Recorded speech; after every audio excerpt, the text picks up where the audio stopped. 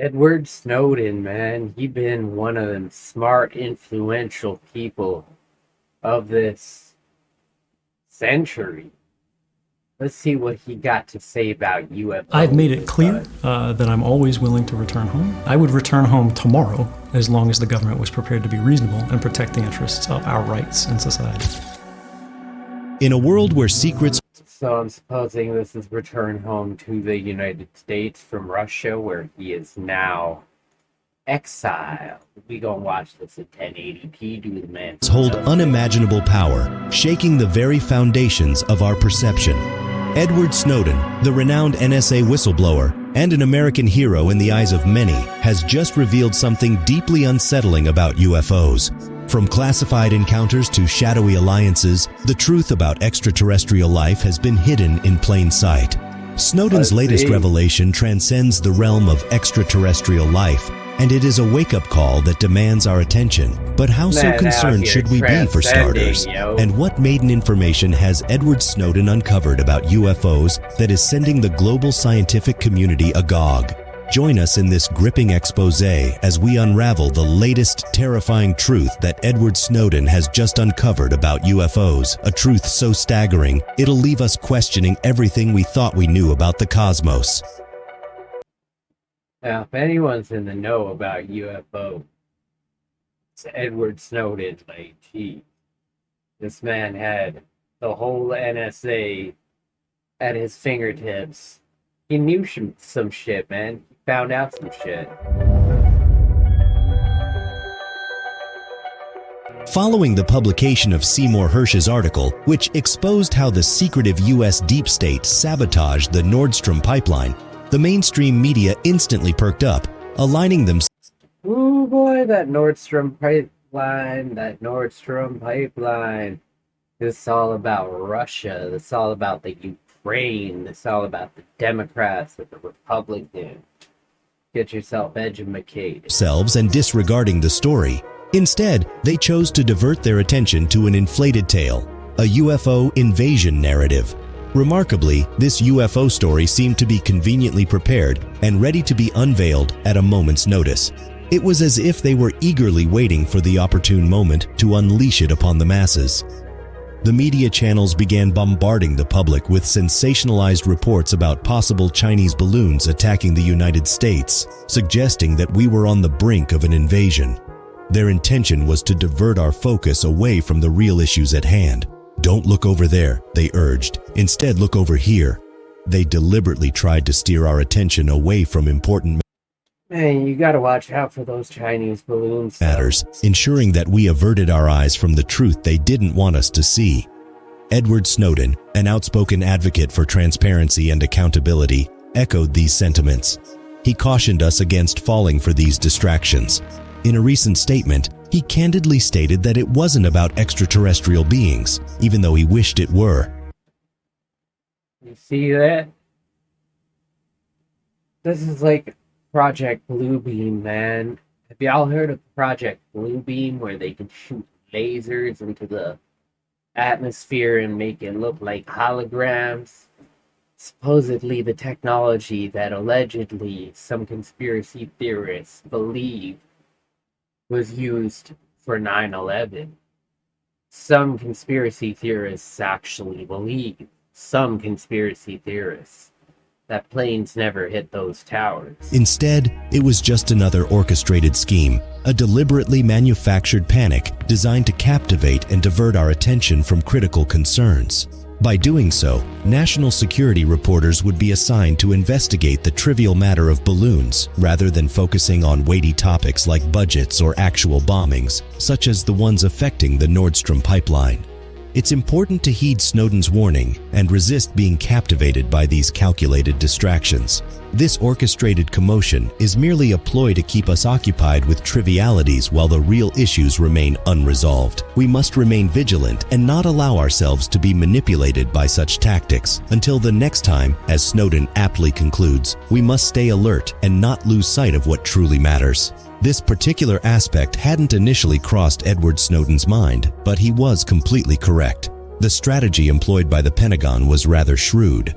They orchestrated press briefings to capture the attention of newsrooms, ensuring that everyone's focus shifted toward the balloon and UFO stories. The urgency was palpable as national security reporters received urgent calls to rush down to the White House. Man, this whole UFO thing, guys, Oumuamua, why would we have disclosure never and then disclosure all of a sudden? People, you got to open your eyes, okay? They're pulling the wool right over your eyes. Guess that was a bad sentence. I mean, y'all worried about Dylan Mulvaney and shit like that. Look what's going on in the world. Sheesh. White House. The Pentagon had scheduled a briefing, and even the National Security Council was convening a meeting. Despite the lingering concerns about the Nord Stream pipeline expose from the previous week, the orders were crystal clear. Newsrooms were to prioritize covering the new press conference.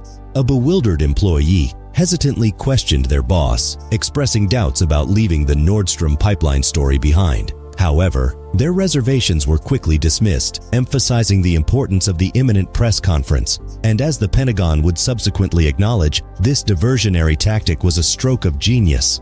It successfully captivated the attention of the newsrooms, causing a swift shift in focus. Everyone snapped to attention, fully engrossed in the unfolding events. Edward wholeheartedly agreed with the astute observation made earlier that this orchestrated distraction couldn't be understated. Something monumental was unfolding right before their eyes, and it was clear that a grand plan was in motion, he said, masterminded by the elusive deep state. Guys, blowing the Nord Stream pipeline is a huge geopolitical mess. Okay, we can't even get into that in this video, but maybe we will in a coming video in a deep dive. State government.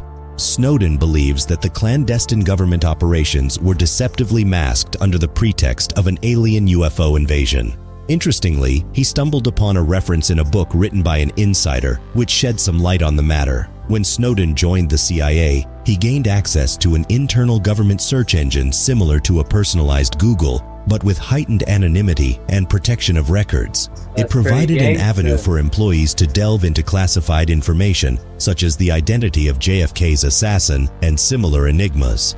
It was an intriguing glimpse into the government's accessible archives, at least for those with the appropriate credentials. As Snowden continued to explore the revelations, a remarkable statement caught his attention. According to the source, there was no concrete evidence to suggest that aliens had ever made contact with Earth, at least not from the perspective of US intelligence. It was not something readily discernible to a government employee like himself. However, he found it intriguing that such classified information was restricted from their view. Moreover, the insights extended beyond the realm of extraterrestrial encounters.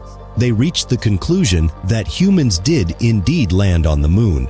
Climate change was a real phenomenon, and those mysterious trails left behind by aircraft were nothing more than a fallacy. These conclusions were drawn from the exploration of the internal government search engines.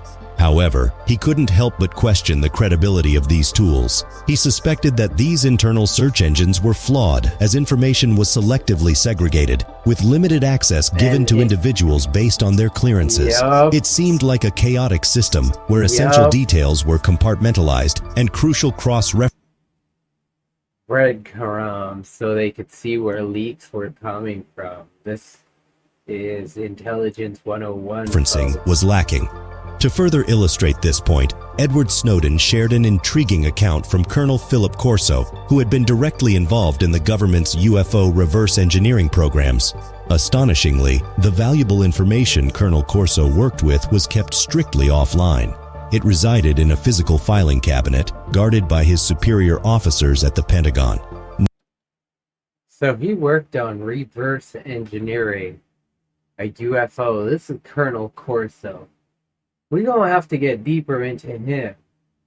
If you enjoyed this so far, and we're not going to go further into this, but this is what Edward Snowden had to tell us about this whole UFO skullduggery. They're distracting y'all, folks. They're distracting y'all. They poisoned the water supply. They're turning the frogs gay. The Marxists have won. They reverse engineering UFOs and keeping it all locked in a cabinet. And y'all none the why. Buy Call of Duty Modern Warfare 3. Please don't. I am your boy Tony Vogue, the E-Boy Zombie Slayer. Ha! Smash subscribe. It would really help me out. Check out my A-chat.